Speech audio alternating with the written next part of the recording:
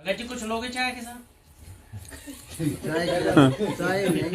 तो कुछ लाओगे तो कोई मना करेगा क्या? कोई मना ही नहीं करेगा, लेकिन कुछ लाओ तब ना। या मना नहीं है कुछ भी। परमात्मा कहते हैं खाले पीले विनस ले रे अंसा, जोड़ जोड़ नहीं धरना रे। बड़े गिलास कर देना। घर में जो भी है नमकीन फमकीन बिस्कुट बास्कुट सब ले आओ, परात में डाल के बीच में रख दो, खाते रहेंगे। ओ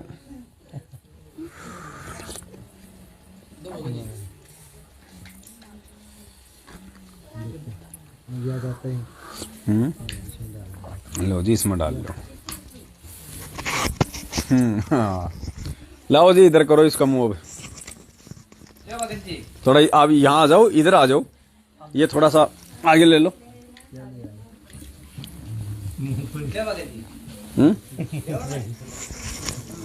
हाँ अरे इधर लाओ भाई। देखो ऐसे है, पहले यहाँ पे टेस्ट कराया करो।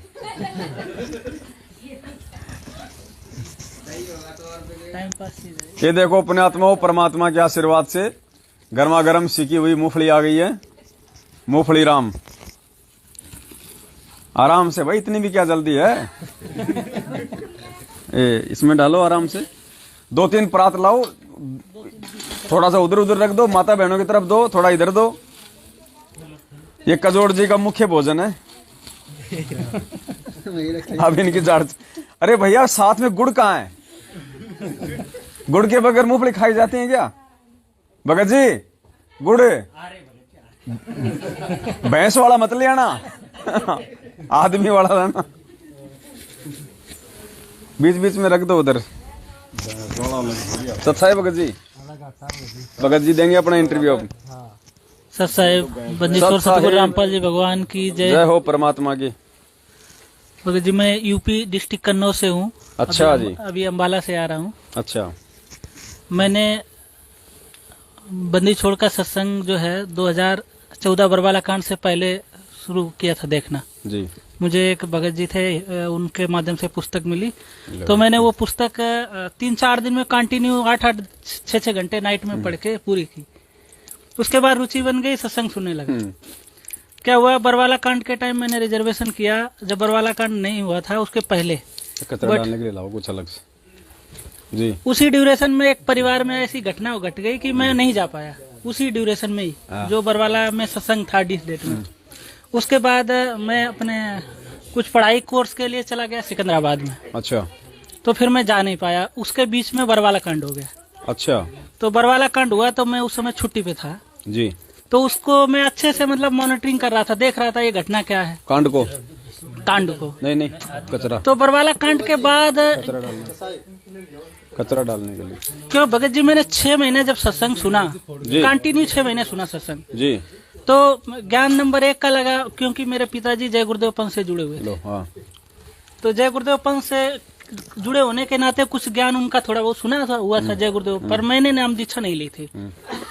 तो रुचि तो थी, लेकिन बरवाला कांड के जो घटना घटी उसमें जब मैं देख रहा था तो बरवाला कांड में जो भगत जी आपने वो चर्चा की ना कि हरियाणा गवर्नमेंट के कुछ जी उन्होंने ये प्रयास किया था, अपने मीडिएटर भी भेजे थे कि मतलब गुरुजी से बात करने के लिए। बाकी लोग थोड़ा शांत रहो, गुरुजी से बात करने के लिए जी। तो मैं देख रहा था तो एक क्या नाम वैष्णव समाज के संत थे, उन्होंने बहुत प्रयास किया टीवी चैनल पे कि मतलब संत जी से बातचीत की जाएगी, प्रयास चल रहा है। तो मैं देखा वो प्रयास निष्फल रहा, क्यों नहीं। उसके बाद मैं ये देखा कि बरवाला कांड जब हो गया, जब भगत जन घरों के जा रहे थे, तो ये चीज सामने उन्होंने ये चीज रखी कि ये जो काले कपड़े में हो सकते हैं ना, ये भगत वाले लक्षण तो नहीं, भगत तो अब दिख रहे जो हाथ जोड़ के विनम्र रोके जा रहे, ये कुछ बीच में माफिया लोग घुसे हैं इसमें। मतलब 1% भी मतलब वो नहीं, वो कह रहे थे 99% इसमें कुछ ना कुछ माफिया लोग हैं, ये गुंडे और माफिया लोग हैं, भक्तों के लक्षण हो ही नहीं सकते। इसके अलावा कुछ अखाड़ों से जुड़े संत थे, एक प्रयागराज अखाड़ा के, उनका ये कहना था कि जैसे जिस प्रकार गुरु शिष्य का रिश्ता होता है तो वो अपने गुरु जी के लिए समर्पित होते हैं, तो नहीं भगत ही हो सकते हैं। तो उन्होंने कहा यदि भगत होते तो ये इन वक्तों में वेरियस डिफरेंस है, जो काले कमांडो थे और जो आप भगत निकल रहे, इनमें कुछ डिफरेंस दिख रहा है। ये भक्तों के लक्षण पर वो भक्तों के लक्षण नहीं हो सकते। दूसरा चीज में ये जो आपने राज कपूर वाला जो वो देखा जी इंटरव्यू, तो उसमें भी मतलब उन्होंने ये उस चीज क्लियर कर दी थी कि ये कमांडो मतलब नहीं है, उनके नहीं है, ये सेवा समिति के थे। तो उसके चलते 2014 के बाद मुझे 1 साल लग गया, मैंने नाम दीक्षा नहीं ली। सत्संग सुनता रहा, खोज करता रहा, क्या बरवाला कांड, मुझे भी कुछ पता नहीं, क्यों मैं हिसार पहुंचा नहीं। और हमारे यहाँ दूसरी चीज यदि गांव घर में हो तो पता भी कर लो। आप यदि बाहर कहीं ड्यूटी पर, उस समय मैं पठानकोट से जोधपुर पहुंच गया था जब बरवाला कांड हुआ जोधपुर। तो फिर मैंने 1 साल हुआ था मुझे शादी हुए। अच्छा। तो वो जो भक्तमती थी वो भी सत्संग सुनने लगी। एक दिन उन्होंने मतलब वो जब गीता मिला ली, क्योंकि हमारे बाबा जी और उनके बाबा जी पुराने मतलब जो जिस प्रकार संत मानते हैं ऐसे संत वेशम थे। अच्छा। तो गीता हमारे यहाँ भी रखी थी, उठा लाए, वो नहीं माने कि ले आए मिला लेते हैं। तो उन्होंने मिलाया तो उनकी रुचि बन गई कि चलो नाम दीक्षा लेनी है। तो हमने चलो ले लो भाई, नाम दीक्षा लेना है। हम तो इतने दिन सोच रहे हैं, लेकिन कुछ समस्याएं हैं ऐसी। नाम दीक्षा लेने गए, वहीं एक हमीरपुर के भगत जी मिल गए, गीतेश दास नाम है, कानपुर में। हाँ जी हाँ, आप जानते होंगे, पता है मुझे, लंबे बाल वाले। हाँ। तो उनसे मैंने उनका नंबर ले लिया, सफारी सूट वाले। हाँ, मैंने उनका नंबर ले लिया। तो फिर मैं उनसे पूछने लगा, नाम दीक्षा तो ले आए भगत जी, ये कौन थे? आप थे बरवाला कांड में? गुरुजी तेज। हाँ। तो वो उसके अलावा उनसे कुछ चीजें मुझे मतलब वहाँ सत्य मिली। उन्होंने बताया कि मैंने भी कपड़े पहने। तो बोला भगत जी आपने कपड़े कैसे, आप लोग कैसे कपड़े पहने? कि कुछ भगत ही थे। फिर उन्होंने धीरे धीरे समिति के बारे में अन्य चीजें बताई। उसके बाद मतलब मैं हिसार में 2 बार गया, 2 बार गया। उसके बाद तब तक आपका वीडियो मतलब दोनों पकड़ लो, तब तक आपका वीडियो आ चुका था।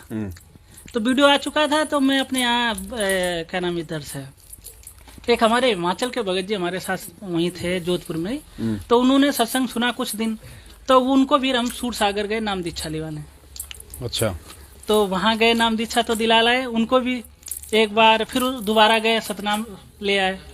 उसके बाद जब वहाँ मतलब वो जाने कर रहे हैं, तो मैंने उनको मना किया, वीडियो दिखाया कि यार जो मैं पहले बोला था मैं एकदम तो आपको बता नहीं सकता, क्योंकि भगत जी सबसे पहले यदि जो ज्ञान नहीं समझेगा वो घटना को नहीं जान सकता। सही है। ज्ञान परख करने के बाद ही भगत पहचान कर सकता है, नहीं तो नहीं कर सकता। सत्य असत्य क्या है वो तब तक मतलब दोष गुरु जी का ही मानेगा, नहीं समझ सकता। तो मैंने उनको सुना, मतलब उनको पूर्ण रूप से नहीं मना किया। मैं 2 बार हिसार गया, तीसरी बार वो जा रहे थे, तो मैंने उनको कहा आप जाओ और मैं अगली बार चलूंगा। फिर वो गए। उसके बाद मेरी जो भक्तमती थी वो घर चली गई। उसके बाद तिवारा फिर मैं उनके साथ मतलब वो बोले नहीं चलना है। तो मैं जोधपुर से फिर हिसार गया। हिसार ट्रेन में इंटरसिटी जाती, सबके साथ दिन में बैठ गया। तब भी मैं रास्ते भर उनसे जिक्र करते गया। अभी वहां जब गया तो वहाँ जो स्थिति होती ना, वो एक बीच मतलब मजबूर कर देती ना। ज्ञान सुनने के बाद उस स्थिति में आप जाओ, कहाँ पार्क में बैठे, वहाँ रोडों पे पुलिस वाले। अच्छा, जैसे भक्तजन मेले में जाते हैं तो थोड़ा वो लगता है ना, जहाँ भगा देते उधर चल देते। अब मैं तो अकेला गया, नया लड़का, नए के हिसाब से। अभी पुलिस वालों इतना वो भी डरने दबने वाली बात नहीं। तो मैं वहाँ जेल तक चला गया। तो अभी जेल में भी वही वो हमारे वहाँ मेरठ के ज्यादातर नए लड़के थे, वो सब जमानत वाले वहाँ बैठे रहे। उसके बाद फिर वैसे चल दिए। तो मैंने कहा ये तो वो भूल भलैया वाली बात है, आओ जाम रहो। उनको फिर मतलब दोबारा गया, तिवारा वो भी नहीं गए, जो हिमाचल के भगत जी थे। फिर उन्होंने कहा कि अभी ज्ञान सुनो और आप अभी निष्कर्ष पे नहीं पहुंचे। मैं तो काफी दिन से घटना जो गीतेश दास थे उनसे पूछता रहता था, हर बार आए दिन फोन करता रहता, हर 10-5 दिन में कि ये घटना क्या थी, ये घटना। उसके बाद तब तक आपने वो कलयुगी भाई की साजिश पुस्तक निकाल, वो वीडियो बनाया ही था, सोशल मीडिया पे एक्टिव रहता था। बट ऐसा नहीं कि मैं कहीं चल देता। मैं कहने का मतलब मेरठ का जो कांटेक्ट था गीतेश दास जी के माध्यम से, मैं मेरठ भी नहीं गया, क्योंकि जब एक बार देख लिया तो मेन आधार है कि ज्ञान को आधार बनाओ, ज्ञान सुनो, किसी के देखा देखी मत जाओ जी। अब रही बात, जैसे बीच में अभी कई लोग थे, हवा आंधी से आए, अमर्यादित भाषा, इधर फोन कर रहे उधर फोन कर रहे। तो मेरी मुलाकात कानपुर में भी एक बार होने वाली थी रामचंद्र दास जी से। तो उसके चलते फिर मैं मेरठ भी नहीं गया। मैंने कहा अभी ये मार्ग ऐसे ही चलेगा, लग रहा 1-2 साल, कोई कुछ कर रहा, कोई कुछ कर रहा, कोई आश्रम बंद जबरदस्ती कराने की कोशिश कर रहे हैं। ज्ञान आधार का मार्ग है तो ज्ञान आधार से ही चलेगा, अमर्यादित चीजें। तो इसके चलते फिर हम कहीं भी नहीं गए और ज्ञान को सुनते रहे, ज्ञान का ही आधार बनाया। और ये भक्ति मार्ग ज्ञान की है, क्योंकि मेन चक्कर क्या है ना भगत जी, जो भगत अब जुड़ रहा बरवाला कांड के बाद खासकर, तो वो ज्ञान सुन के ही जुड़ता है। वो ज्ञान आधार, वो इन मैनेजमेंट के लोगों को नहीं जानता कौन भाई कौन क्या रिश्ता है, उसका किसी से रिश्ता ही नहीं। जैसे मैं था तो मेरे जितने कोऑर्डिनेटर थे वहाँ, उन्होंने फोन किया, मैंने तो उनको सीधा जवाब दिया, भाई आप कौन हो, आप मुझे मेरे सवालों को जवाब दे दो, नहीं तो आप अपना रास्ता, मैं अपने रास्ते, क्या लेना देना आपको। कभी तो वो फोन करते थे कि आप, मैं इसलिए फोन कर रहा हूँ कि भगत जी सेवा के लिए गाड़ी है क्या है, इसलिए फोन करते हैं। तो मैं बोला उनको कि भाई गाड़ी है तो उसके लिए, आप मुझे बताओ आप सेवा, पहले आप उत्तर दे सकते हो जो समस्याएं हैं, तो उसके बाद फोन काट देते हो।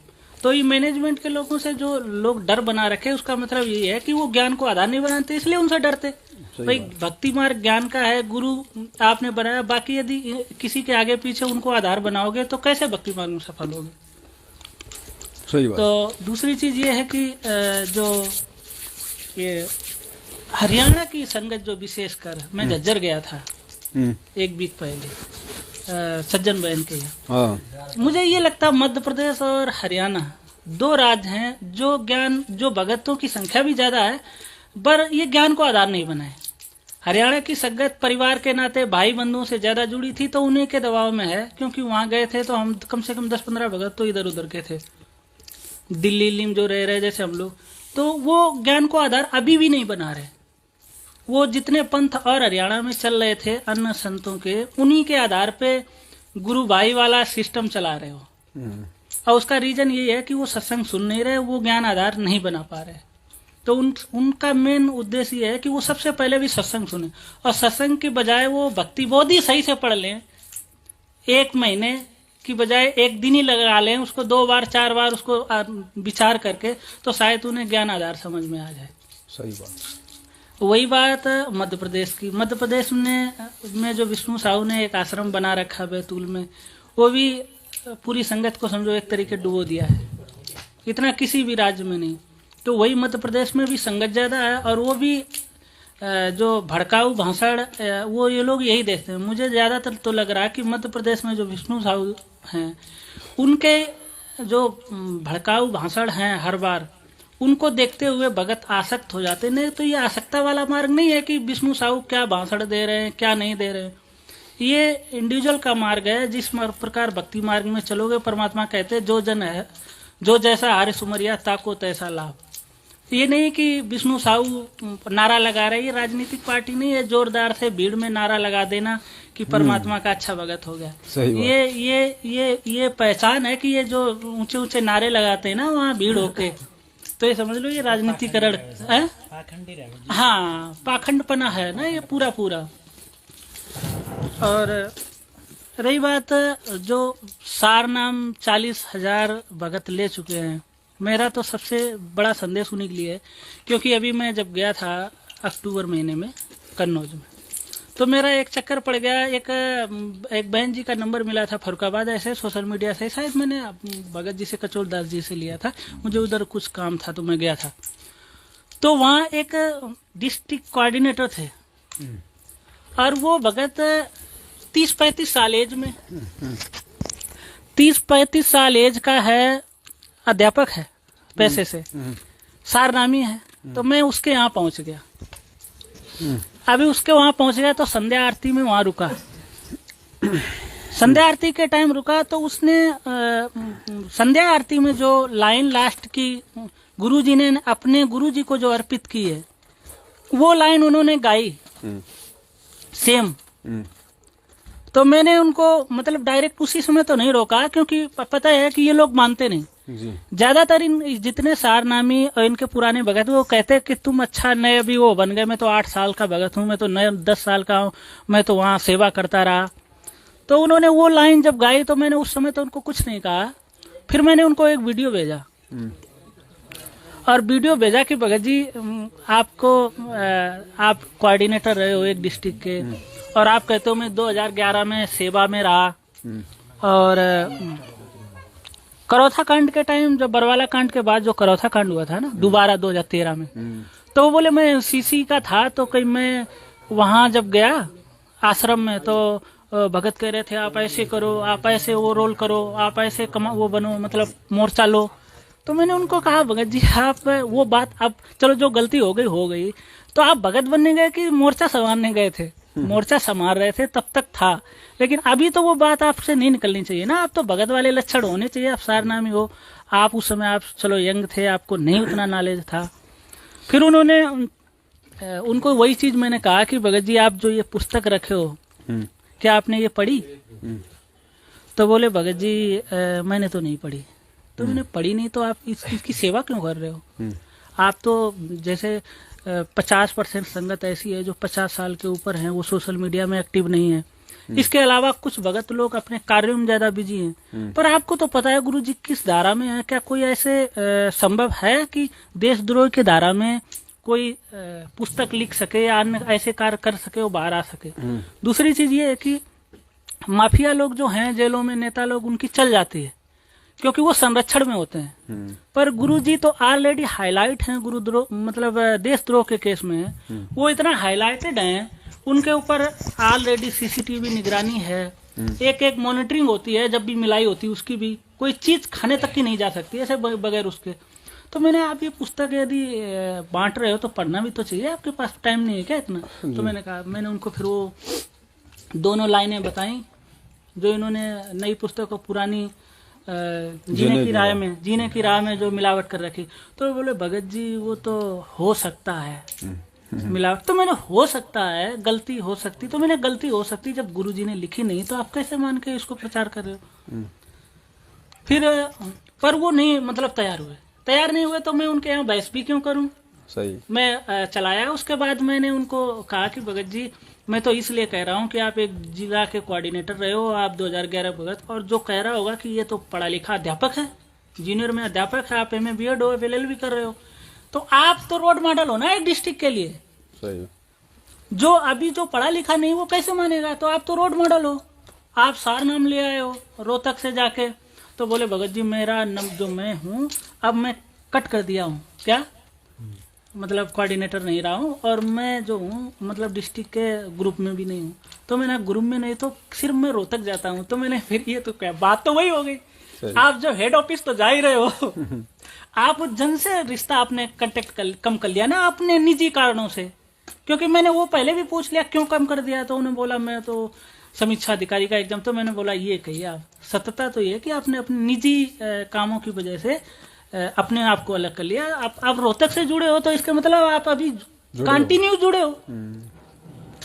तो सिर्फ कि मैं रोहतक जाता हूँ तो मैंने रोहतक क्या सचिवालय है क्या भाई? आप तो फिर ज्यादा महत्व दे रहे हो रोहतक को, इसके मतलब आप सार नाम ले आए। तो मैंने कहा भगत जी आप इतने दिन हो गए, आपने एक भक्ति बोध ही नहीं पढ़ पाई, आप सार नाम लेने के लायक कैसे हो गए आप? जब तक सार नाम, तो पहली बात तो छोड़ ही दो, कोई भी नाम जो भगत होगा लेने से पहले सत्संग सुन रहा है तो उसका विवेक जाग जाएगा, वो हर नाम को वाणी से पकड़ लेगा परमात्मा। और आप सार नाम ले आए तो वो फिर मेरे से नाराज हो गए। मेरे से बोले सुखवीर मेरा नाम दिया, बोले अब आप दोबारा नहीं बोलना। तो मैंने ठीक है, मैंने फोन काट दिया उसको। उसके बाद उनके ठीक है बिल्कुल आपकी बात पे बिल्कुल ब्रेक कर रहा हूँ। उसके बाद मैंने उनको 15 दिन बाद फिर एक दिन कॉल किया। तो मैं कहा भगत जी कोई बात नहीं, मेरी बात तो आप सुनोगे नहीं, मैं आपको सत्संग दूं गुरु जी का, वो तो नहीं कि सुखवीर के द्वारा भेजा हुआ सत्संग भी नहीं सुनोगे, तो उसमें तो कोई दोष है नहीं। तो मैंने उनको 2 सत्संग भेजे 15-15 मिनट के, और उसके बाद आज तक उनका कोई रिप्लाई नहीं आया। तो मैं कहा भगत जी जाग जाना है तो जाग जाना है, इसलिए क्योंकि आप कोऑर्डिनेटर रहे हो, पूरा ग्रुप बना रखे हो, तो एक डिस्ट्रिक्ट तो संभालोगे आप। अब मैंने कहा मैं रही बात मेरे डिस्ट्रिक्ट की, जितने नंबर आप लोगों से लिए थे वो तो सुनने को तैयार नहीं, वो तो नंबर ब्लॉक कर गए मेरा सभी, बिल्लौर कोऑर्डिनेटर और कन्नौज डिस्ट्रिक्ट में जो 3 कोऑर्डिनेटर नामदान संचालक। तो ये लोग एक्चुअल में जो है ना वो सुनने वाले नहीं, खासकर जो संगत जागेगी, वो जो अब नाम दीक्षा ली है बाद में वो जागेगी। इसके अलावा जो लोग सोशल मीडिया में नहीं एक्टिव थे, अब उनके पास मतलब ये सारी घटनाएं पहुंच रही वो। बाकी आप सोचो कि ये जागने वाले आप कितने भी चिल्लाते रहो, ये नहीं जागने वाले, क्योंकि ये ज्ञान को जब आधार ही नहीं बनाना चाह रहे, ये श्रेष्ठता में हो गए ना कि मैं तो बहुत पुराना भगत हूँ, मैं तो सारनामी हो गया, मैंने तो बहुत इतनी सेवाएं की हैं, तो ये चीज इसलिए ये लोग नहीं सुन रहे और ना सुनने वाले हैं। सही बात, सत्यता ये तो ये है। बिल्कुल। जैसे कितने भी वीडियो बनाओ, कितनी भी घटना आ जाए, अभी देखिए जिस प्रकार चलो ठीक है, पीला पर्चा भी यदि ये मानते हैं कि ठीक है गुरु जी का, तो कम से कम उसका आधार तो देखना चाहिए ना कि क्या ये आधार हो सकता है ना, इसकी जो भाषा शैली है वो क्या किसी तथ्य से मैच करती है कि नहीं मैच करती है। तो कहने का मतलब ये बिल्कुल अन्य पंथों से भी गए गुजरी स्थिति हो गई एक्चुअल में देखा जाए। अन्य पंथ वाले तो आगे पीछे तब भी नहीं घूमते, ये बिल्कुल वो हो गया कि गुरु जी का आदेश आ गया। रही बात फिर मैंने उनको बोला कि भगत जी आप जो कर रहे हो, सेवाएं कर रहे हो, आप दान कर रहे हो, जो ये पैसा निरर्थक जा रहा है, तो बोले वो तो मालिक के ऊपर है। तो मैंने बोला फिर परमात्मा ने ये कहा ये क्यों कहा है कि करत हो पुण्य होते हैं पाप हम, तो इसका मतलब आप क्या समझ लो, आप तो जानबूझ के और कर रहे हो, सही, मतलब सब उनके ऊपर छोड़ दो। तो फिर मैंने कहा ज्ञान सुनने की जरूरत थी, फिर किस लिए सत्संग सुनने जाते रहो, सब कुछ छोड़ दो, कुछ करने की जरूरत ही नहीं है, भक्ति भी परमात्मा कर लेंगे हमारे। हाँ, तो ये चीज है भगत जी, ये नहीं सुनने वाले हैं, कितना भी वो करो, ये लोग उनके एकदम कहने का मतलब अधीन हो गए, ज्ञान आधार ही नहीं रहा, पीले पर्चों पे ऐसे डिपेंड हो गए कि मतलब ये कुछ नहीं सुनने वाले, जो आदेश आ गया बस वही सुधार, ये इंतजार करते कब पर्चा आए कब नेक्स्ट आदेश आए। तो अभी जो मध्य प्रदेश के मंदसौर में जो गोलीकांड हुआ है उसकी भी आपको सूचना होगी? बिल्कुल भगत जी, क्यों नहीं है। तो आपको क्या लगता है? देखो भगत जी, अभी ये तो विचारणीय विषय ना, इनको सोचना चाहिए ना कि जहाँ सत्संग हो रहा और परमात्मा के रमैनी होने जा रही सत्संग हो रहा, यदि वहां परमात्मा विद्यमान है तो ऐसी घटनाएं क्यों फिर ऐसी अकाल मृत्यु। और फिर दूसरी चीज, ये अकाल मृत्यु हो जाने के बाद ये कहते सतलोक चला गया, तो फिर कुछ करने की जरूरत ही नहीं, फिर तो लोग एक्सीडेंट मर जाए फिर वही सतलोक जाएंगे। गोली लगवा के सतलोक जाए तो गोली खाओ ने। हाँ नहीं, फिर तो भक्ति की जरूरत ही नहीं है, फिर तो एक्सीडेंट मर जाओ और फिर सतलोक चले जाओ, फिर तो अच्छा विधान है ये। तो ये भगत जी ज्ञान आधार न होने की वजह से ऐसी अज्ञानता एकदम सवार है। परमात्मा का ज्ञानी मतलब ये भक्ति मार्गी ज्ञान आधार का है। भाई जब जगत वाले की गोली से सतलोक जा रहे हैं, हाँ। और भगत अगर आपस में मारना शुरू कर दे एक दूसरे को तो तुरंत जाएंगे वो तो भगत जी इनसे पूछा जाए कि परमात्मा को फिर उस गीता ज्ञान में अर्जुन को क्यों ये कहा कि जब नाना प्रकार के इधर उधर आस्था छोड़ के तब तू भगत बनेगा, फिर उसको युद्ध करने में क्यों उसको ये स्थिति नरक वो क्या नाम अपने शरीर को पहाड़ों त्यागना पड़ा, 3 ताप कटवाने पड़े। तो पूछा जाए कि फिर वो स्थिति क्यों आई उनकी, जब तुम्हारे भगत गोली मारने से सतलोक जा रहे हैं तो फिर अच्छी बात है, फिर क्यों घूम रहे हैं। ये तो अगम की बातें, ज्ञान की बातें, ये तो उनके आसपास भी नहीं है, वो तो खाली बस आदेशों के भूत हैं।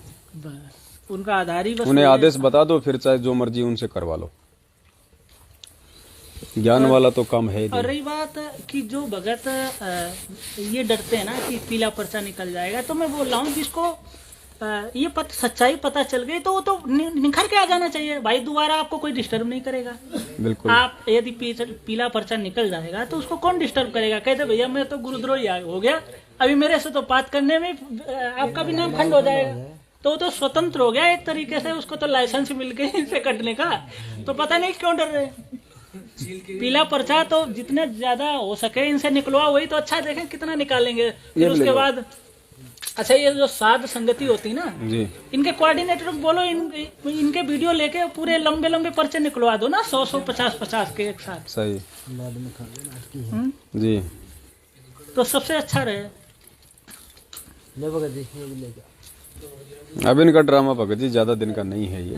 नहीं ड्रामा तो अब क्या ड्रामा चलेगा, अभी तो 2 साल कहने वाला 2020 से लेके और 22 एंट्री होने वाली है, अभी ड्रामा का तो टाइम हो चुका जो होना था इनका। देखो परमात्मा ने भक्ति पाप और पुण्य की बताई है, जब तक आपके पुण्य शेष आप कितने कुकर्म करो आपका बाली बाकर नहीं होगा। बात जैसे ये इंटरव्यू दिखाते हैं, इंटरव्यू से मुझे भी सेटिस्फेक्शन इसलिए नहीं है कि यहाँ इस देश में थोड़ा ये वाला माइक रखो आप ये पास में, हाँ ये वाला, वो कम है, हाँ क्योंकि इस भक्ति मार्ग से मान लो फॉर एग्जांपल ये तो अपनी कितनी भी संख्या बोल दें, मुझे तो नहीं लगता कि 20-25 लाख से ज्यादा होगी। जब बरवाला कांड हुआ था उस समय 15 लाख की संगत थी टोटल। तो भगत जी यदि 15 लाख की संगत थी ना, तो 20 लाख से ज्यादा नहीं हो पाएगी। अब फिलहाल बार बता रहे 20 लाख से ज्यादा संगत हाँ, नहीं है। क्यों विष्णु साहब मध्य प्रदेश के जब वो पिछला इंटरव्यू दिया तो उसमें बोला है राजनीतिक व्यक्ति है ना, इनको तो राजनेताओं को वोट बैंक दिखाना पड़ता है। विष्णु साहु जी अभी अच्छा एक चीज ये आप समझो कि जब 20 लाख सुनिए 20 भगत जी 20 लाख सुरेश जी अभी इंटरव्यू दिलाएंगे तब बोलना। 20 लाख यदि भगत नाम दीक्षा लिए है ना फॉर एग्जाम्पल, तो इस देश में देखा जाए कितने तो नेता प्रधानमंत्री बन गए और कितने तो मुख्यमंत्री प्रेजेंट टाइम में और कितने एक्स और फिर IAS IPS तो जरूर मतलब कमी नहीं। तो सुख देखा जाए ना, भौतिक सुखों की तो कमी है ही नहीं। भगत तो 20 लाख है और 20 लाख में वो भी सामान्य, क्योंकि 20 लाख भगत जी वो हैं जिन्होंने नाम दीक्षा ली हुई है, बाकी 50% तो बरवाला कांड होते ही अपने घरों में बैठ गए थे। ये भी सत्य है, क्योंकि भगत जी मैंने इस बार क्या हुआ, पहले कानपुर के अलावा कन्नौज डिस्ट्रिक्ट में नामदान केंद्र नहीं था। अभी भगत जी क्या हुआ, ये जो 2020 में कोरोना के टाइम पे हमारे डिस्ट्रिक्ट में नामदान केंद्र खुला है। और नजदीक करूँ इसको यहाँ लगा लो। हमारे डिस्ट्रिक्ट में नामदान केंद्र खुला है, कहाँ पे, तिरुवा में, कन्नौज डिस्ट्रिक्ट का। तो मैंने सोचा हमारे नजदीकी नामदान केंद्र आया तो भाई पता किया जाए किसका है। तो मैं इधर ही था, इधर से मैंने फोन करके नंबर लिया। वहाँ तिरुवा देवी, वहाँ अन्नपूर्णा देवी का मंदिर है जहाँ पे आश्रम है। तो मैंने इनको तो मैंने उनके मतलब कोऑर्डिनेटरों का 2 का नंबर लिया और जो नामदान केंद्र चला रहे उनका। तो मैंने पूछा भगत जी कब ये नामदान केंद्र हुआ, तो बताया कोरोना के बाद परमात्मा ने रजा की और ये नामदान केंद्र खुल गया यहाँ उनसे जो नामदान चला रहे हैं। तो फिर मैंने उनका पूछा तो उनका वही आधार था क्या, बीमारी। तो फिर मैं अभी जब एक दिन बात कर रहा था तो मैं उनको बोला कि भगत जी आपको तो बीमारी ठीक हो गई और आपने बस नामदान केंद्र खोल लिया, तो आपने कभी ज्ञान भी तो सुना, बीमारी ठीक हो गई और आप नामदान केंद्र खोल के बैठ गए, ज्ञान भी तो सुनने की जरूरत थी। बोले मुझे तो पता चल गया, बस आप उधर ही जा रहे हो, आप जो है गुरुद्रोही बनने जा रहे हो। तो मैंने कहा मैं गुरुद्रोही बनने जा रहा हूँ, तो पीला पर्चा आप भी निकलवा देना। और उसके बाद उन्होंने मेरा नंबर ब्लॉक कर दिया। तो अब इन्हें ये जो इंटरव्यू देते हैं ना, इसका मेन रीजन यही है भगत जी, ये जो अभी नए वक्तों को भी जोड़ रहे हैं पुराने वक्तों, ये इंटरव्यू ये चीज मतलब जाहिर कर देता है कि ज्ञान आधार नहीं है। क्या नौकरियां नहीं लग रही, क्या लोग ठीक नहीं हो रहे लोग अगर ठीक नहीं होते हाँ। तो मेहंदीपुर का बालाजी धाम बंद हो जाता। अच्छा हाँ, खाटू श्याम जी बंद हो जाता। दूसरी चीज है कि जितने तीर्थ स्थल हैं और या जितने संत हैं, संतों के तो मतलब शिष्य तो वो तो कहते पता नहीं क्या क्या। देखो आप निर्मल बाबा देखा होगा, वो तो बोलते रुमाली दिखाते, अब बोले ये कर लेना वो ठीक हो जाते। तो जो धामों पे जा रहा है वो कहते मुझे वहां ये मिल गया वो मिल गया। तो इंटरव्यू सबसे बड़ा रीजन है। मैंने आज तक इनके इंटरव्यू जो गुरुजी जो इंटरव्यू मतलब बताते उसके अलावा, क्योंकि इंटरव्यू में इनके 5% भी भगत जो है वो ज्ञान आधार को नहीं बताते। वो ये नहीं बताते कि ये ज्ञान है क्या। नहीं आवाज कम आ रही, वो कोई भी ये बात तो करते ही नहीं ना कि ये भक्ति मार्ग क्या चीज है। वो सिर्फ ये कहते हैं कि हमारे गुरुजी जो है ना वो सभी धर्मों को मिला के एक पंथ चला रहे हैं और सदग्रंथों के हिसाब से जो है ना वो भक्ति बता रहे हैं। अच्छा ये पूछा जाए इनसे कि जितने संत हैं, कोई ये कहता कि मैं सदग्रंथों के आधार पे भक्ति नहीं करा रहा।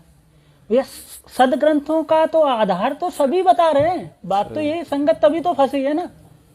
आज जितने पंथ हैं, जय गुरुदेव पंथ, राधा स्वामी के जितने भाग हैं, ये क्या ये भी तो कहते कि मैं तो मतलब सतलोक, ये तो सदग्रंथ छोड़ दो, ये तो कहते इनसे भी ऊपर हमारा तो सतलोक का ज्ञान है। ये तो कहते हाँ, ये तो कहते मतलब वेद गीता ईता में कुछ नहीं है, हमारा ज्ञान तो सीधा सतलोक वाले ही है। हाँ, तो ये सीधा मतलब वो नहीं। इंटरव्यू वो होना चाहिए ज्ञान आधार की ये भक्ति मार्ग क्या है, कुछ निर्णायक चीजें रखनी चाहिए। अब ये इंटरव्यू दिखाते हो भगत जी आपको इससे क्या लाभ मिला, उससे पहले आप क्या करते थे, अरे उससे पहले आप क्या करते थे, पूरे कहने का मतलब पूरी जनसंख्या ही वही कर रही है। सही। या तो देवी देवताओं की पूजा होती है जहाँ कुल, और नहीं तो फिर क्या हुआ, कुछ लोग जो खासकर जो 3, 4, 5 राज्य हैं इनमें लोग पंथों से जुड़े हुए हैं। यही उत्तर भारतीय मानो, इन्हीं में पहले भी संत रहे हैं, तो इन्हीं राज्यों के लोग पंथों से जुड़े हैं। नहीं, वो तो फिर आप जो भी टीवी चैनल है, साधना है, संस्कार है, हाँ, जैसे ही 1 घंटे का सत्संग आता है गुरुदेव का, उससे पहले और उसके बाद के जितने भी आप सत्संग देखोगे सबके इंटरव्यू आते हैं, लास्ट में सब ये कहते हैं कि बाबा जी ने बेटा दे दिया, बाबा जी ने बेटी दे दी, बाबा जी ने कार दे दी, कोठी दे दी, बाबा जी ने मेरा लकवा ठीक कर दिया, बाबा जी ने मेरा वो ठीक कर दिया। सबके कर रहे हैं, कौन नहीं कर रहा बताओ। और वो तो चलो बाबा हैं, लोग तो जो पत्थरों को पूजते हैं, मेहंदीपुर जाते हैं, सालासर जाते हैं, उनके भी तो ठीक हो रहे हैं, तभी तो वहां जा रहे हैं, धक्के खा रहे हैं। तो देखो भगत जी वो तो पिछले संस्कार से जिसके तो जैसे गुरुदेव ने बताया कि वो जो ठीक होना ना होना वो तो पिछले संस्कार के ऊपर निर्भर करता है। परमात्मा कहते हैं ना कि पिछले भक्ति से होते हैं हंस मुराद, तो पिछले जिसके जैसे संस्कार हैं वो जो मांगता है वो तो मिलता रहेगा, तब तक उसके फल होते रहेंगे। लेकिन जब बुरे दिन आएंगे तो फिर क्या होगा। नहीं भगत जी एक बात बताओ, ये मतलब अच्छे तो ये इंटरव्यू दिखा देते हैं। हाँ, अभी महाराष्ट्र से हिसार तारीख के लिए जो 2 बसें भर के जा रही थी, 13 भक्तों की वहां पे ऑन द स्पॉट मौत हो गई एक्सीडेंट में, वो क्यों नहीं दिखाते ये लोग। तो भगत जी वो ये दिखाएंगे नहीं। यदि ये दिखाएंगे, एक नेपाल से एक बहन थी बिंदिया, 2018 में गुरुजी के दर्शनों के लिए आई थी, वो उसको फांसी लगा दी गई हिसार में। यदि ये उसको दिखाएंगे ना तो आइन की तो पोल नहीं खुल जाएगी भाई, लोगों का विश्वास हटेगा कि हिसार वो भी तो आ रहे थे, और वो जो इतनी दूर से चल के आ रहे थे, लगभग ज्यादा नहीं, लगभग 300 से 400 लोग तो इन 7 सालों में हिसार की तारीखों पे जाने वाले जो है वो मर चुके हैं। कोई एक्सीडेंट में, कोई फांसी खा के, कोई ट्रेन के नीचे आके, कोई एक्सीडेंट में, कोई अपने घर ही नहीं पहुंचा आज तक माता बहने। तो भगत जी इसमें सीधा सा बात है, जो मर्यादा का पालन परमात्मा कहते हैं, जो माता गर्भ को राखे यतन बनाए, और छिन हो गए तो ठेस लगे तो छिन हो जाए, यूं भक्ति नसाए। तो मर्यादा तोड़वाने का भी तो सबसे बड़ा कारण ये मैनेजमेंट ही है, जो ये उल्टी सीधे आदेश जो बता देते हैं गुरुदेव के नाम से। तो मैनेजमेंट को त्यागना, मैं क्या आपसे बोल रहा हूँ कि ये देख ठीक है, एक बात मानता हूँ, जब कोई भी संत होता है और यदि सत्संग शुरू करते हैं, फॉर एग्जाम्पल आज परमात्मा कर रहे हैं, इससे पहले भी जो अन्य संत हुए हैं जो जिस लेवल के, तो उनके संत के साथ साथ कुछ इकोनॉमिकल चीजें होती हैं कि आश्रम चाहिए, यदि सत्संग होगा तो बैठने की व्यवस्था चाहिए, भंडारे चाहिए, तो उनके लिए कोई ना कोई कारोबार जरूर संभालता है, ठीक है। और यदि आप संत के शरण में गए हो और आपने उनको अधीन मान लिया, ये क्योंकि संत की शरण में परमात्मा क्या कहते हैं कि यहाँ तो सबके लिए दरबार खुला है ना जी, अच्छे बुरे सबके लिए। अभी वहां तो संतों की शरण में जैसे संतों को लोग महत्व देते थे, तो संतों को महत्व देने की वजह से गुंडे माफिया भी संत बन गए।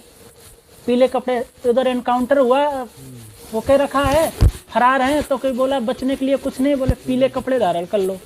तो इस प्रकार के लोग भी संतों की शरण में जाते हैं, उनका उद्देश्य कुछ और होता है। तो हमने ये नहीं मान लिया कि गुरु जी की शरण में जो आ गया, जो हिसार आश्रम में है, वो सब भक्ति है और सबका उद्देश्य एक है, ऐसा नहीं है। ये हर संत के यहाँ होता है, और यहाँ तो 100%, क्योंकि ये परमात्मा का मार्ग है। यहाँ तो काल ऐसी ही सूक्ष्म चाल चलेगा। इसके अलावा कुछ परमात्मा के विधान भी हैं। सूक्ष्म चाल क्या, परमात्मा ने जब भी लीलाएं की हैं, फॉर एग्जाम्पल बनारस वाली, परमात्मा अंतर्यामी वो जीवित करने से पहले भी पता था, पर उसने आज की जैसी घटनाओं को समझाने के लिए वो चीज रखी। और उसके बाद फिर धर्मदास के यहाँ, जो धर्मदास का पुत्र था नारायण दास, वो घटना भी की। और उसके बाद आप ये भी देख लो, गरीबदास जी महाराज की जो लीला परमात्मा की, वहां भी वही चीज रही कि उनके वंशज सफल नहीं हुए। तो ये चीज तो इनको समझना चाहिए कि जब परमात्मा, अच्छा जब मैंने बीच में जब अपने कोऑर्डिनेटर से बात की थी, तो वो गाना गाने लगे, गुरुद्रोही की पैड़ पे जो पगावे वीर। तो मैंने बोला भगत जी ये क्या है, ये होता क्या चीज है? तो मैं बोला गुरुद्रोही की डेफिनेशन क्या होती है वो बताओ। ये तो उसका परिणाम है ना, गुरुद्रोही जो हो जाएगा। सही। तो मैंने कहा उसके पहले आप उसकी परिभाषा बताओ, फिर उसके बाद उसके लक्षण क्या होंगे, उस गुरुद्रोही के कुछ लक्षण भी होंगे। तुम क्या है तोता जैसा बकने लगे, एक मतलब चौपाई रट के भाई। उस गुरुद्रोही यदि कोई है, ठीक है, मैंने कहा ठीक है आज चलो। आज मैंने कहा आपने कभी सुना कि कबीर परमेश्वर ने बनारस में रहते हुए कभी कमाल को बताया कि गुरुद्रोही है? नहीं बताया। मैंने कहा परमात्मा सत्संग में जब कहते हैं तो आज बता रहे हैं, उस समय जब सत्संग सुनिए तो विचार करिए, वहां ये कहते कि परमात्मा ने संकेतों से समझाया था। वो युवा लड़का था, आवाज मीठी आवाज थी, सुरीली, भक्त आकर्षित होने लगे उसके पास ज्यादा, तो परमात्मा संकेत करते थे और वो संकेत आज भी कर रहे थे सत्संगों में। बरवाला कांड के से पहले पर गुरु जी ने जो जिक्र किया है, मैं उनको बोला यदि परमात्मा यदि यही बता दें कि ये गुरुद्रोही है तो पहले क्यों नहीं बताया उन्होंने? हमने कहा वो कभी नहीं बताएंगे, वो तो उनका विधान ही है, नीर खीर का आपको निवेरा करना है ना। 2008 में ही जैसे परमात्मा ने संकेत कर दिया था कि भाई संगत में 2 काल के दूत आ चुके हैं। हाँ, तो भगत जी परमात्मा संकेत ही करते हैं, परमात्मा कभी ओपन नहीं करेंगे। परमात्मा अभी ये भगत सोच रहे होंगे कि परमात्मा अब लीला होने के बाद जो घटना चल रही इसके बाद आएंगे तो परमात्मा अनाउंस करेंगे कि ये गुरुद्रोही है, तब भी ऐसा नहीं होगा, क्योंकि परमात्मा का विधान है। जो परमात्मा के जो आज की मर्यादाएं तोड़ के जो आज घूम रहे हैं ना, आज वो भी परमात्मा की शरण जाएंगे और परमात्मा तब भी नहीं कहेगा कि इन्होंने ये मर्यादाएं तोड़ी, ये गुरुद्रोही हैं, और तब भी ये अंधेरे में रहेंगे। ये भी बता दूं मैं भगत जी, यदि ज्ञान आधार नहीं बनाएंगे तब भी ये अंधेरे में रहेंगे कि ये तो कहेंगे गुरु जी ने तो कहा ही नहीं ये गुरुद्रोही है, गुरु जी तो कहते नहीं तुम आश्रम से चले जाओ। अरे वो परमात्मा है, उनका विधान ही ऐसा है, क्योंकि काल के साथ संधि ऐसी है, वो जबरदस्ती ना करेगा ना जबरदस्ती किसी को दोषी ठहराएगा। सही बात। कभी भी किसी को जबरदस्ती परमात्मा दोषी भी नहीं ठहराएगा, तेरा ये दोष है तू यहाँ से चला जा। बिल्कुल। एक परमात्मा का छोटा सा एक सत्संग भी है संकेत के विषय में। जब धर्मदास जी और आमिनी देवी की जब बातचीत हो रही थी आपस में, हाँ भगत जी, तो आमिनी देवी जी ने कहा था कि भाई उन्होंने कोई संकेत तो किया होगा, तो उस विषय में फिर अपने गुरुदेव कह रहे हैं कि परमात्मा संकेत ही किया करते हैं। वापस अब इस तरह 6 महीने बीत गए, ना खावे, दुबला पतला हो गया। उसकी पत्नी में परमात्मा ने प्रेरणा करी, उसने देखा कि भगत आप तो मर जाओगे, ऐसे ही वो मिलेंगे नहीं साधु आपको। एक बात बता, उन्होंने इतनी सी वार्ता की तो कुछ और भी कहा होगा, कुछ मिलने की विधि बताई होगी, संकेत किया करते हैं महात्मा। तो धर्मदास जी को भी परमात्मा ने याद दिला दी। कबीर साहब ने कहा था कि भाई जहाँ भंडारे होते हैं वहां मैं पहुंच ही जाता हूँ, जहाँ धर्म होते हैं ना, धर्म यज्ञ, वहां मैं अवश्य जाता हूँ। नहीं काल होने दे अच्छे काम ने आग लो आ दे वहां पर मेरे बच्चों में, चाहे कैसा ही कर रहा है वहां भी मैं ही जाता हूँ, उसको आस्था बनी रहे भगवान की। इसलिए तो उसने ये बात बताई आमनी को। आमनी कहने लगी फिर तो बन गई बात, आप भंडारा कर दो, आपका धन बतेरा। परमात्मा ने दया कर रखी, सेठ हो आप तो, और भंडारा कर दो। उसने कहा था 1 दिन का, उसने 3 दिन का दरिया, क्योंकि खुले हाथ का था कि कदे 1 दिन में ना आवे गुरु जी महात्मा जी। 3 दिन का धर्म भंडारा कर दिया और बहुत दूर तक चिट्ठियां भेज दी। तो यहाँ भी परमात्मा कह रहे हैं आमिनी देवी के माध्यम से संकेत करते हुए कि महात्मा संकेत ही किया करते हैं। फिर उन्होंने धर्मदास जी ने बताया कि वो कह रहे थे कि जहाँ धर्म भंडारे होते हैं वहां मैं अवश्य आता हूँ। अच्छा बताइए भगत जी, परमात्मा का तो विधान ही है। परमात्मा कहते शब्द से सतलुज की किसानी पाया अटल सुहागरे। तो परमात्मा के तो संकेत ही पहचानने पड़ेंगे। परमात्मा यदि किसी चीज को डायरेक्ट कहेंगे तो भी आप मानोगे नहीं। ये भी यदि परमात्मा वो रिहर्सल परमात्मा ने 650 साल पहले करके देख ली और उस समय शिक्षा नहीं थी। शिक्षा ना होने का वो परिणाम क्या हुआ? क्योंकि चमत्कार करने वाले यहाँ ऋषियों और संतों की कमी नहीं रही है। परमात्मा क्या कहते हैं कि गोरखनाथ जैसे ने क्या क्या किया, आज भी बहुत है, पहाड़ को सोना बना दिया। अभी मैं भगत जी आज बताऊं, एक यहीं अपने आपके ये इधर से जाते टाइम बीच में जयपुर जाते टाइम बीच में क्या पड़ता है? बहुत कुछ पड़ता है। नहीं कस्बा एक बड़ा तौसा नहीं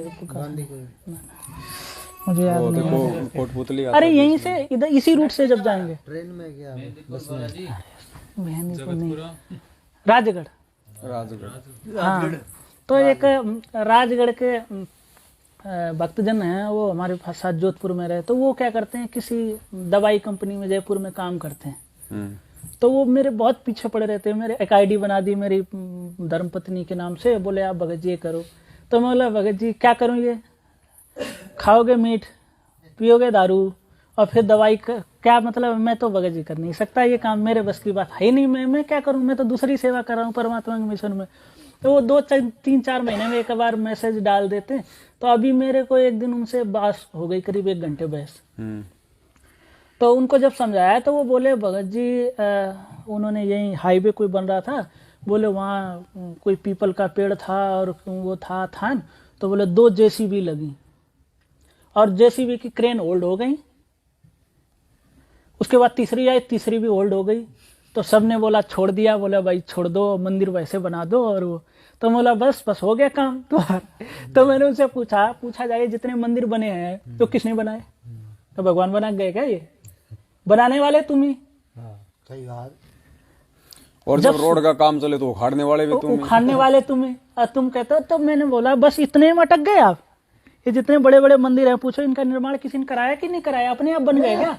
युग परिवर्तन होता तब विनाश हो जाता पूरा। आज छोड़ दो युग परिवर्तन। अब मैंने कहा आपके सामने भी तो गांव में आपके मंदिर बने होंगे, और हमके कुछ थोड़ा बहुत कहीं आप मानदान कराओगे और कुछ वो फल जाएगा, उसके बाद आप भी एक खड़ा कर दोगे और तीसरा कहेगा भाई तो मैं गिराऊंगा नहीं। तो बोला तुम ही बनाने वाले, तुम ही बिगड़ने वाले। मैं बोला अभी हो गया आप काम। मैंने फिर उनको बोला अभी बस ठीक है, रखो बस, बात है आपके बस की बात है नहीं। आप जब इतने तक स्थिर हो ना, तो ज्ञान फिर आधार क्या हो सकता है? चलो सुरेश जी, सच साहेब देखो मेरी बात सुनो। आज भक्तिमती से लड़ाई झगड़ा हुआ क्या है? कोई नहीं ऐसा लग रहा आज आपके मूड से है। देखो भक्तों, लग रहा है ना उसमें थे, क्या नाम है, कमांडो थे बरवाला कांड में, बेवर साथ संगति में। तब तो आप कमांडो वाली बात पे बहुत जोर कस के बता रहे थे। आप कुछ बताओ ना हमारे बरवाला के बारे में। हम तो कभी गए नहीं, देखने नहीं उधर, देखे नहीं कभी उधर। हम तो कभी गए नहीं। ये क्या है भगत जी, ये पिछले जन्म में कोई राजनेता थे, तो जब भीड़ ज्यादा होती है तब ये जोश में आते हैं। और यहाँ संगत थोड़ी, इसलिए इनको इसको मतलब जोश नहीं आ रहा इनको। आप पीछे से ना जयकारे लगाओ तब ये उठे। भगत जी और ले लो नंबर। तो अभी देखो मैं एक्चुअल में था, पवन भगत जी सही कह रहे हैं, डेली इनका ही बोलना ठीक नहीं। क्योंकि जो भगत जन होते हैं, जो उनमें खौफ है ना, एक आदमी जो कहने का मतलब वो ये तो कहते हैं कि पवन भगत जी और संजय दास का नाम साथ में जोड़ देते, बोले गुरुद्रोही। अभी उन्हें ये पता नहीं ये मार्ग मेले का नहीं है ना, कि यदि मैं आपके साथ चल गया और मैं खराब हो गया तो आप थोड़ा खराब हो गए। क्योंकि ये भक्ति मार्ग है ना, इस भक्ति मार्ग में जो मर्यादाएं तोड़ता जाएगा वो बिछड़ता जाएगा। अभी ठीक है, बरवाला में पूछा जाए आश्रम में, तब भी तो संजय था, तो पूरी संगति फिर गुरुद्रोही हो गई। उनको बोलो तुम क्यों भैया सेब हो, तुम भी तो संजय के साथ वहां रहे थे आश्रम में। और फिर महेंद्र भगोड़ा तो क्या पूरी संगति भगोड़ी हो गई? नहीं, मैं वही चीज कहता कि वो एक जो, चलो सबको पता है कि वो गुरु बन गया, गुरुद्रोही हो गया, तो अभी उनका मतलब ये है कि साथ में नाम जोड़ते रहो। तो जो इसलिए बोलते हैं भगत जी, बीच बीच में सब लोगों ने पता ही नहीं कि इतनी संगत खड़ी है। समझ रहे, जो भगत आम जनता में है ना, ये तो दास तो भगत जी निवेदन करता है कि कम से कम 100 व्यक्ति भी अगर लाइव आना शुरू हो जाए ना, सत्सेवकों में से 100 व्यक्ति भी अगर लाइव आना शुरू हो जाए तो ज्यादा समय नहीं लगेगा, मतलब संगत तक ये बातें पहुंचाने। अभी जितने साथ संगत तो कोई बोलता ही नहीं, उन्हें पता ही नहीं कि मतलब जो सोचते हैं कि ये तो ऐसे इन्होंने बैठाल रखे हैं और ये पवन भगत जी अपना बस प्रवचन देते रहते हैं, बस ये तो सब ऐसे हैं, इनको पता नहीं, इन्हें कुछ किसी को पता ही नहीं, ये सब मैनेजमेंट में ही फंसे ऐसे, ये है ना। अरे अब तो बोलो नेताजी, अब तो बोलो, अब तो जागो। अरे आप जैसे लोग बताओगे ना बरवाला का आश्रम की सच्चाई ना, तब तो जानेंगे ना। बाकी मेरे अभी हाँ सब पुराने हैं सब।